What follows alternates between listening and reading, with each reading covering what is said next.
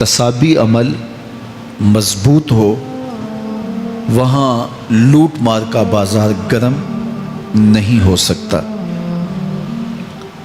تو دنیا کے اوپر نظم قائم رکھنے کے لیے احتسابی عمل بہت ضروری ہے۔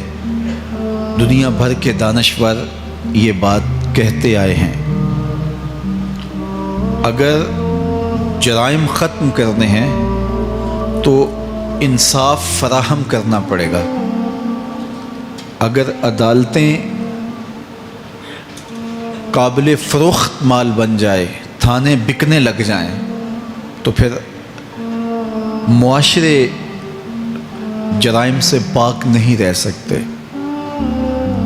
تو عدالتی نظام اگر بے لاگ ہوگا اور انصاف لوگوں کی دہلیز تک پہنچے گا تو معاشرے ستھرے اور پاکیزہ ہوں گے اور ایک خوبصورت معاشرتی نظم قائم ہوگا۔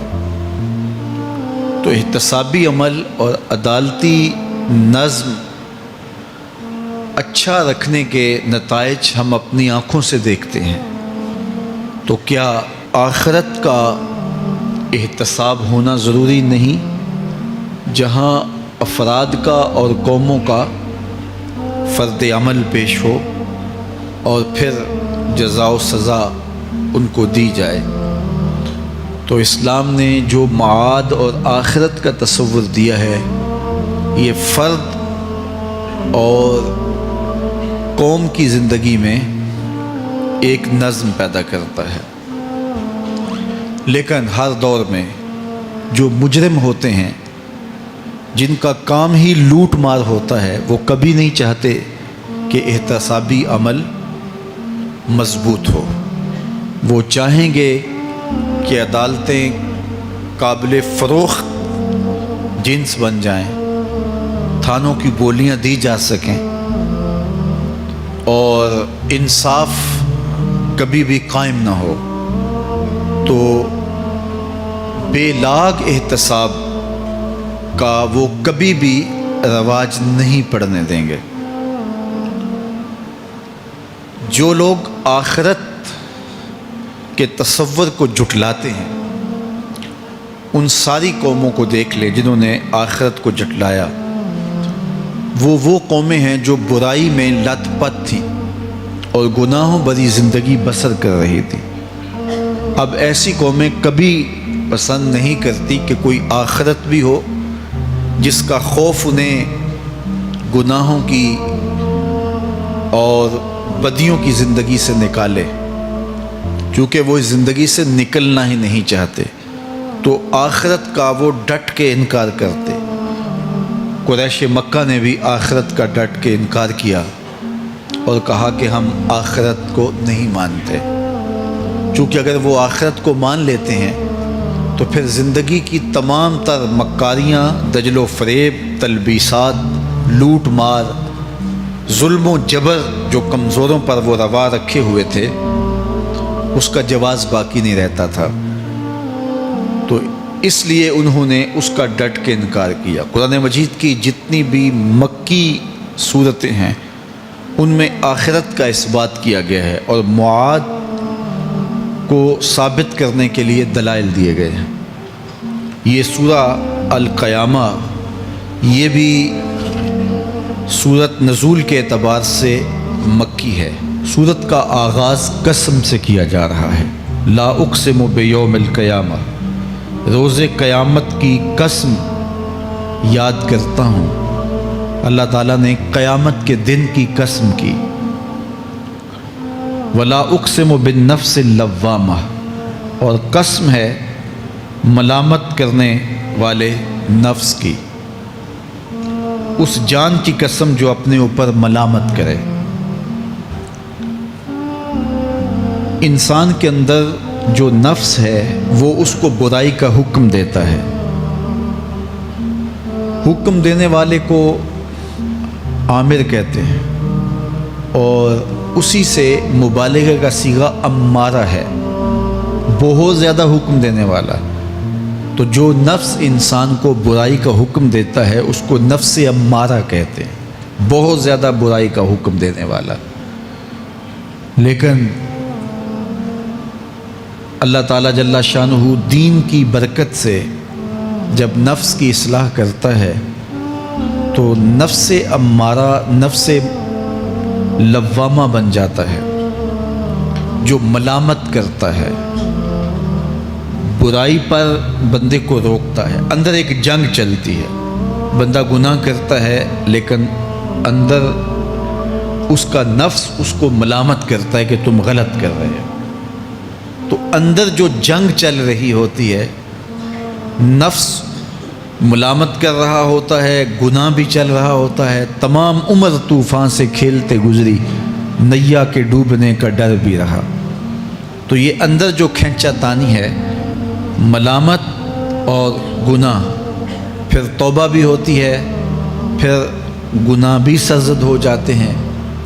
تو یہ نفس لوامہ جو گناہ سے بندے کو روکتا ہے، اللہ تعالیٰ جل شانہ نے اس نفس لوامہ کی قسم کی ہے کہ مجھے قسم ہے انسان کے نفس لوامہ کی، جو اس کو برائی سے روکتا رہتا ہے اور خیر کی طرف اس کو بلاتا رہتا ہے.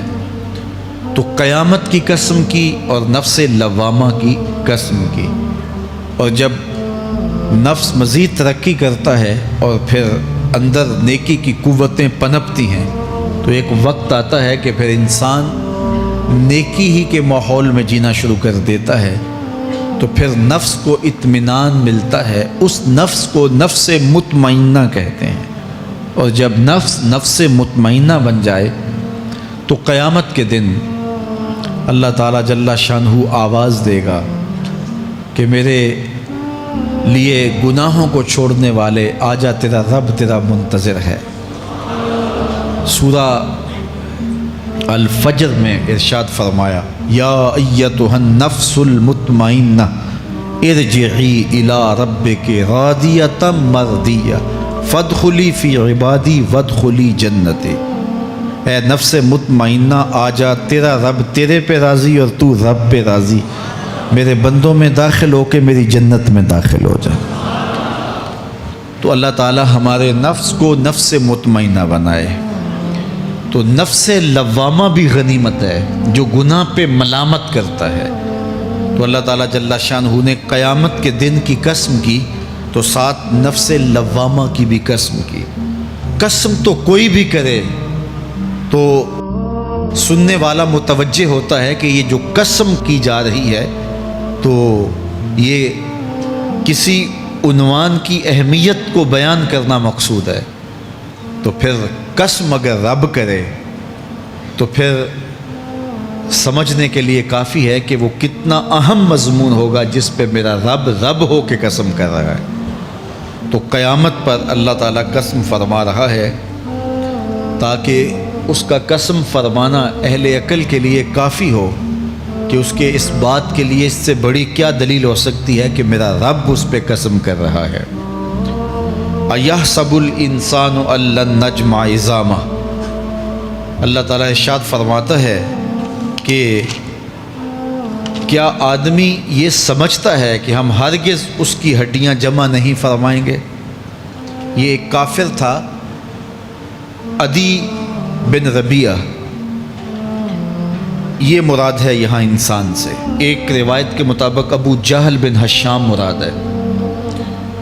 تو یہ ابو جہل یا عدی بن ربیعہ یہ کہتے تھے کہ کیا ہڈیوں کو دوبارہ جوڑا جائے گا، دوبارہ ان کو جمع کیا جائے گا؟ یہ نہیں ہو سکتا، قیامت نہیں آ سکتی. وہ کہتے تھے یہ جہاں ہے بس ختم ہو جائے گا کام تمام، لہٰذا جو عزت پانی ہے، جو لذت حاصل کرنی ہے، جو عیش و عشرت کرنی ہے، جو کچھ کرنا ہے اسی جہان میں کر لو. آج کل بہت سارے لوگوں کا رویہ بھی یہی ہے کہ بس ٹھیک ہے، یہ دنیا ہی سب کچھ ہے، آخرت بس ایک اعتقاد کی حد تک ذہن کے کسی گوشے میں ہے. 2 لمحوں کے لیے خیال آیا تو رک گئے، پھر اپنی وہی ڈگر کی زندگی. لیکن آخرت جب تیقن کی اس منزل تک پہنچ جائے، پھر انسان کہ اعمال کے اندر خود بخود جو ہے وہ نظم پیدا ہو جاتا ہے کہ چونکہ میں اللہ کے حضور پیش ہونا ہے اور ایک ایک عمل کا میں نے حساب دینا ہے۔ تو آخرت کے بارے میں یقین کی کمزوری انسان کو جو ہے وہ گناہوں کی دلدل میں پھنسا دیتی ہے۔ اس لیے آخرت کا یقین یہ بہت ضروری ہے تاکہ ہماری زندگی میں نظم پیدا ہو اور ہم اللہ کے حضور جھکنے والے، اس کے شکر گزار بندے، اس کی اتباع کرنے والے بنیں۔ تو اب وہ کافر کہتے تھے ابن ربیعہ یا ابو جہل کہ یہ جو ہڈیاں ہیں ان ہڈیوں کو کیسے دوبارہ زندہ کیا جائے گا۔ نضر بن حارث ایک کافر تھا، وہ کہیں سے قبرستان سے پرانی ہڈی اٹھا لایا اور وہ اتنی بوسیدہ تھی کہ ہاتھ کے لمس سے ٹوٹ ٹوٹ کے گرتی تھی، اور حضور کے پاس آ کھڑا ہوا اور آ کے کہنے لگا کہ کیا ان ہڈیوں کو دوبارہ زندہ کیا جائے گا؟ کون ہے ان کو جو دوبارہ زندہ کرے؟ اور ساتھ ہڈی توڑتا ہے اور اس کے